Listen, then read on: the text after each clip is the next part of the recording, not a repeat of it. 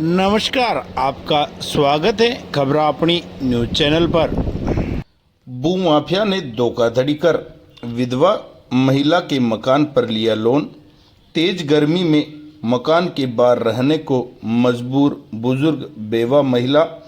आरोपी के खिलाफ राजनगर थाने में मामला दर्ज, पुलिस जुटी जांच में।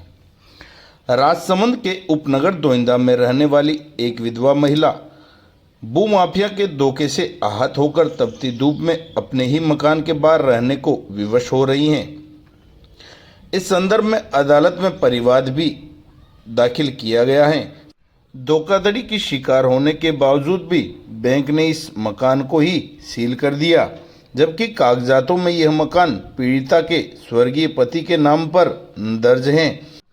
दरअसल इस तेज धूप में अपने मकान के बाहर बैठी यह बुजुर्ग महिला एक जमीन व्यवसाय की सताई हुई है और इसके पास बैठी महिलाएं इसको समझाकर अपने घर ले जाने का प्रयास कर रही हैं।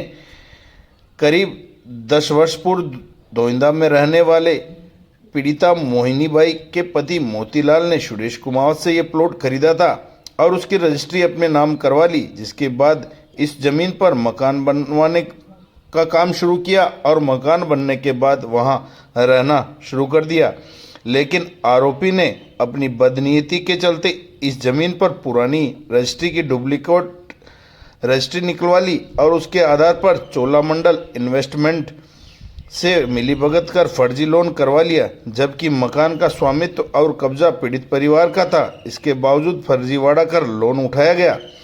कुछ समय बाद इस लोन की किस्त बंद कर दी, जिसके आधार पर बैंक ने आरोपी के खिलाफ मामला दर्ज कर जांच की और डिफॉल्टर होने पर माननीय न्यायालय के आदेश पर पीड़िता के मकान के बाहर सील करवा दिया और पीड़िता को मकान के बाहर निकलवा दिया। अब यह विधवा महिला मोहिनी देवी के पास सिर छिपाने की जगह भी नहीं रही। ऐसे में यह महिला अपने मकान के बाहर बनी जगह में ही रह रही है। पीड़िता के रिश्तेदारों ने अदालत का दरवाजा खटखटाया है, जिसमें धोखाधड़ी की पुष्टि हुई।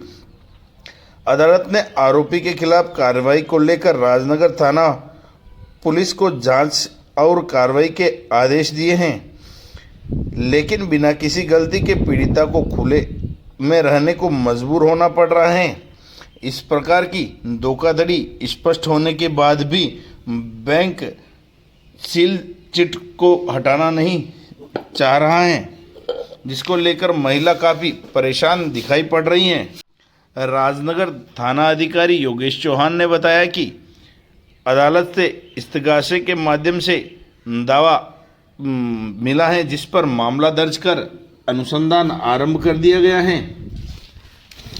जल्द ही उचित कार्रवाई कर वस्तुस्थिति सामने लाई जाएगी, जिससे महिलाओं को न्याय मिल सकेगा।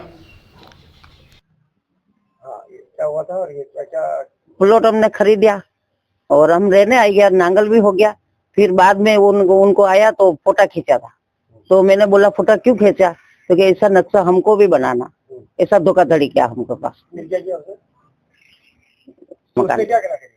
उस बेचने वाले क्या करा हमको क्या मालूम। पूरा नहीं रजिस्ट्री एक कुछ रख दिए और 2 सुरेश, तो हमको क्या मालूम पड़ी। उससे क्या किया, उसने लोन ले रखा है क्या?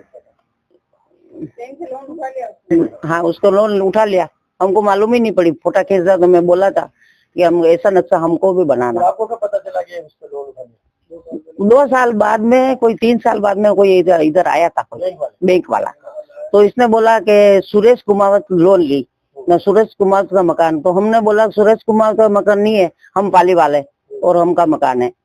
तो उसको बुलाया था सुरेश को, तो उसको बोला मैं लोन भर रहा हूँ, मैं भरूंगा और आपके उसे कुछ भी नहीं होगा, ऐसा बोला। फिर बैंक वालों ने किसने सील करा दिया? बैंक वाला उसको कोई छटाई रहा था, वो कागज में तो पढ़ी लिखी नहीं थी। आप इसी में रहते थे? तो आप हाँ, हम इसी में रहते थे। फिर आप यहाँ बाहर कैसे आ गए?